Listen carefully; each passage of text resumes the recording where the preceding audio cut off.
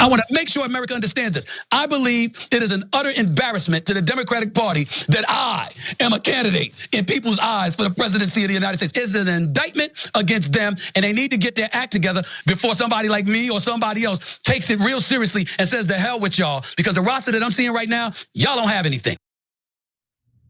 Well, on Monday, sports broadcaster Stephen A. Smith, who has flirted with the idea of a presidential run, went absolutely ballistic on the pathetic state of the Democratic Party. And special thanks to Case Study QB for capturing that moment from his show and making this a topic of discussion. A lot of people are discussing it.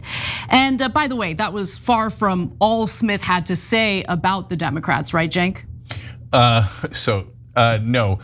So Smith's going off on the Democrats, and I like it. But the only people really talking about Stephen A. Smith running for president is Stephen A. Smith. So I mean, let's keep it real on that. I'm going to propose two other people that are in the media, very similar jobs, that are way better choices and could actually win. All right, well, before you do that, let's watch more of his rant. But you got to get somebody with sizzle. You got to get somebody that when they speak, they influence minds, they influence hearts, and they get people to really, really think and spin their wheels. I'm talking about not people on the left, because you got them. I'm talking about the independents. I'm talking about the centrists. You got to get somebody that can speak to that audience, that can go across the aisle and dare Republican constituency to bet against them. Because guess what? I'm better than the candidate that you have, because I'm gonna look out for you better than the candidate that you have. Because that's what Trump was telling a bunch of black folks, Hispanic folks. What do you have to lose and all of this other stuff? This is what Trump did. He was fearless with it. Where are those Democrats? I don't see them around. So I love Westmore and I love Josh Shapiro. I think both of them got a chance, all right? But I need somebody that was national appeal, and maybe it is one of them. I hope so. I really do, because the Democratic Party is in a bad state right now. The whole damn thing needs to be purged. I'm dead serious. They need to go. Those strategists, fire every damn one of them. Get rid of them. Get rid of them. They serve no purpose. Find somebody else. All right, I'm sure I have some sticking points with Stephen A. Smith in regard to who the best Democratic candidates could be, but I do appreciate the candor, how candid he is in just calling a spade when it comes to the Democratic Party. But by the way, the pain ain't over yet, because CNN's Harry Enton also reported that for the first time in years, Republicans now outnumber Democrats in the United States. Donald Trump and the Republican Party has changed the electorate. What do I mean by that? Well, let's take a look at party identification, Democrats versus Republicans. You go back to 2017, 5 points more of the electorate was Democrats than Republicans. You go to 2021 when Joe Biden was starting out, look at that, 6 points more of the electorate was Democrats than Republicans. But look at what's happened in February of 2025. Look at this. Republicans, there are more Republicans in the electorate than there are Democrats. Republican +2. So Donald Trump and the Republicans have remade the electorate. They've turned some people over from being Democrats or independents to become Republicans. New folks have entered the electorate who are more Republican leaning. So here's my question to left-wing media, Democratic politicians who keep perpetuating the notion that all Trump supporters are deeply racist, deeply bigoted, deeply terrible white supremacists. All those individuals who switched parties, are they also part of the big bad, white supremacist racists in the country? Maybe not. Maybe Democrats really dropped the ball. Maybe they realize that Democrats haven't really offered them much other than Trump bad. And by the way, one other thing, a Quinnipiac poll that was released yesterday found that 40% of Democrats approve of the way the Democrats in Congress are handling their job, while 49% disapprove and 11% did not offer an opinion. So that was actually devastating, because that used to be, I think 54% positive margin. So for the Democrats in Congress from Democratic voters. So that means that it swung 63 points.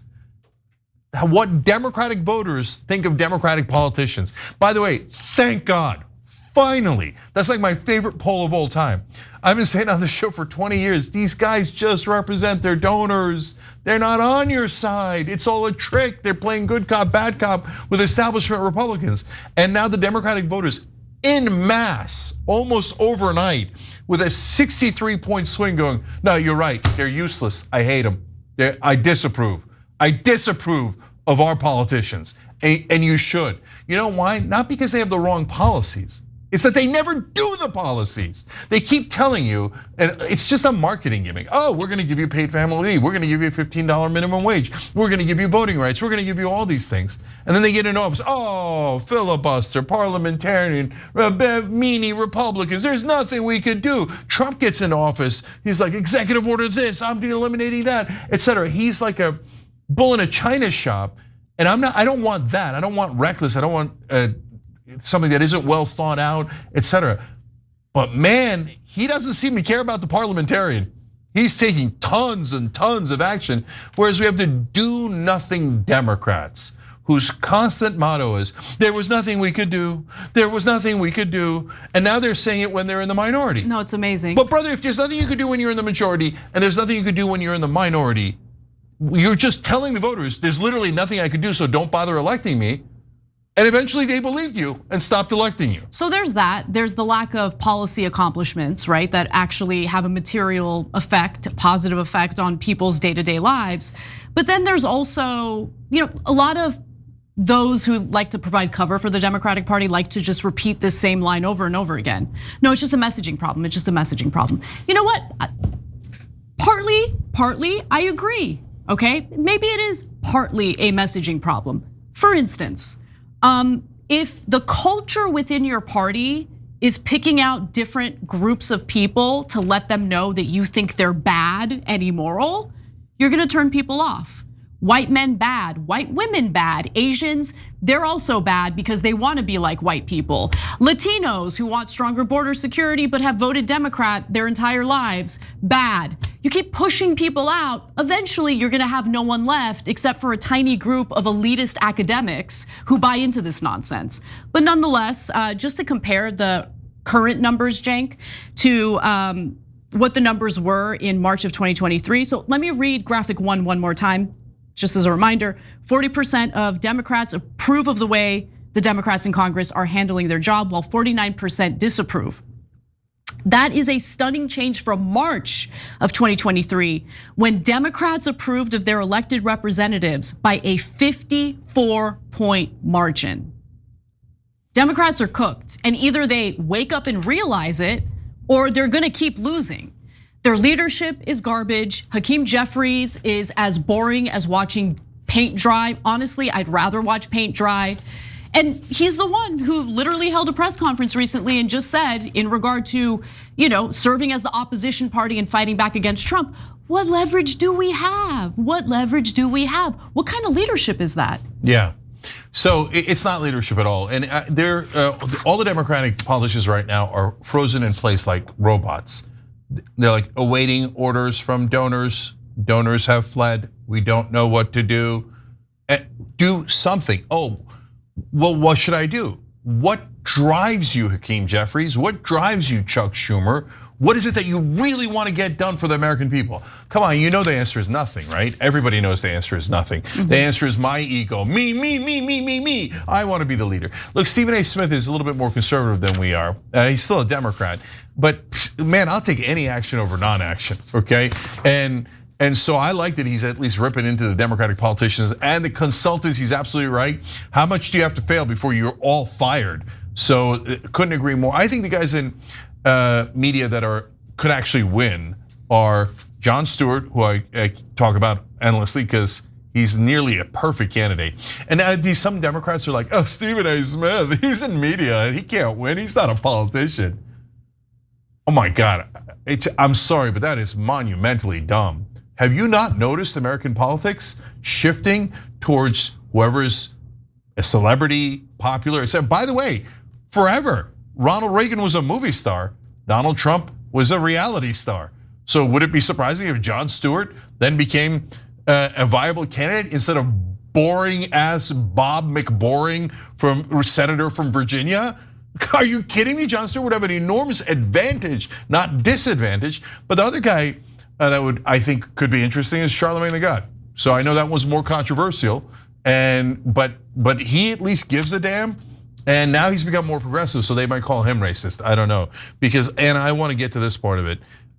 So now Jaime Harrison, former head of the DNC, and Roland Martin with some of the most ridiculous identity politics I have ever seen. So Ken Klippenstein, former TYT host, Reporter. Reporter, was criticizing Hakeem Jeffries because he's sentient. Anyone with a brain can criticize Hakeem Jeffries. The guy's literally going on the podium going, I don't know what to do. There's nothing I could do. It's just absolutely pathetic.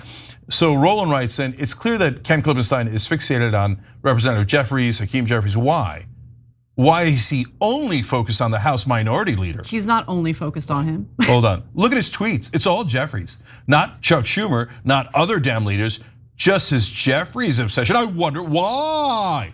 Okay, that's of course demonstrably false. You can just look at Ken's timeline. He criticizes Democratic leaders, Republican leaders, Chuck Schumer over and over again. But no, everything has to be about race. So then Jaime Harrison, the failed, incompetent loser head of the DNC that lost to Donald Trump, one of the worst leaders any party has ever had, that utter fool comes in and goes, oh, things that make you go, ha, ha, ha. Oh yeah, I wonder why. Because Hakeem Jeffries is black and Ken Klippenstein is a racist. Racist. We got you. Now, not only are all Republicans racist, not only are all Trump voters, a lot of them not Republicans, racist. Now progressive reporters who dare to criticize any Democratic politician as long as they're the right race, racist. Okay, then now progressives can get lost, and probably Charlemagne and Johnson, everybody's racist. And only Roland Martin and Jaime Harrison and like 7 other dudes will be left going, we are the only non-racists in the country and we're going to win. We've now alienated 330 million Americans with our brilliant politics. Yep. No, that is not wise strategy, nor, by the way, is it anywhere near correct. Yeah. And you might want to actually give a goddamn about the facts instead of just going to your one-trick pony. Oh, you disagree with me? Racist. Yeah. Roland, we've seen it 1,000 times. Jaime Harrison, you loser. We've seen it 1,000 times. Okay, and what does it cover for? It's cover for your incompetence. Don't put it on other black people. Don't put it on other minorities. No one said other minorities. No one. You guys are only using it to cover how awful Jaime Harrison and Hakeem Jeffries are as they suck up donor money and they serve. And who are those donors? Are they the African American community? Did those donors come from Oakland? Are they from Chicago? No, you know what those donors are. Super rich white guys who tell Hakeem Jeffries, Jaime Harrison, also, by the way, also Joe Biden and Chuck Schumer and everyone else, you do what you're told. And they follow it, that's why they don't do anything, because the donors want the status quo. But the minute you challenge the status quo, here comes people going, oh, we got a great idea. We're not gonna do any policies. We're not gonna help anyone. Do nothing, Democrats are great. Do nothing, do nothing, do nothing. But if you criticize a Democrat, racist, fascist, yeah. No one wants that crap anymore. So go peddle it somewhere else. Look, I have to add something to the Roland Martin part of this story because, the mayor of Dalton, which is like a suburb near Chicago, her name's Tiffany Henyard, and there is a mounting pile of evidence indicating that she has been misappropriating and misusing taxpayer money from this community, a majority black community. This is not a wealthy community by any means. And they're outraged by her, outraged by everything she's been doing. Tiffany Henyard doesn't do any interviews except for Roland Martin's show, where he glazes her, totally provides cover for her, does a softball interview. Because hey, Tiffany Henyard is a black woman and the only reason why she's getting attacked is because she's a black woman. Or could it be that she is using taxpayer money from her town allegedly as her own personal slush fund? Okay, last 2 things from me. I can't help it. All right, so number one on Roland and all the rest of them, that they don't like progressives. So Nina Turner, strong black woman, no one would disagree with that. They're like, oh, you guys seem to criticize her all the time. I don't see you criticizing Ro Khanna that much. I don't see you criticizing other people in Bernie's campaign that much. But when it comes to Nina Turner, you guys all get riled up. Oh, Nina Turner, right? Why? I got it, racist, sexist. I figured it out, I'm using your formula. By the way, you'd better not criticize me, Islamophobe, bigot, easy, super easy, anybody can play this game, okay? And I want to go back to Jaime Harrison because Roland's not important. He's a media guy like me, Okay, we yell and scream, and I agree with Roland on some things. We'll brawl and then we'll agree, whatever, right? That's okay. That's part of the nature of this enterprise, unfortunately. Okay, so but Jaime Harrison is a relevant person who ran the DNC. And when I ran for president, it was a protest candidate, obviously. I thought that Joe Biden, by staying in the race, was going to ruin any chance of beating Donald Trump. Guess who was right about that? But Jaime Harrison was like, no, he's young and dynamic. Young and dynamic, he's the only one that could win.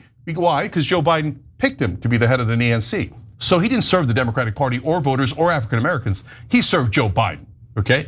So when I ran, Jaime Harrison was part of the decision-making process in the Democratic Party that said naturalized citizens, even though the 14th Amendment said all people born or naturalized in the United States have all of the same rights, equal rights. He said, no, I disagree with the 14th Amendment. Do not apply the 14th Amendment. Cenk is a naturalized citizen and he doesn't belong. So Jaime Harrison was against civil rights, period. There's no question about that. It is absolutely indisputable. Why? Because his boss told him to be against civil rights, and that's what Jaime did. Things that make you go, Exactly. Hey, thanks for watching that video. We really appreciate it, guys. And we appreciate it if you become members because that allows us to be independent, honest, progressive, all the things that you don't get from corporate media. And all of that is because of you guys. Hit the join button below and become one of us, become a Young Turk.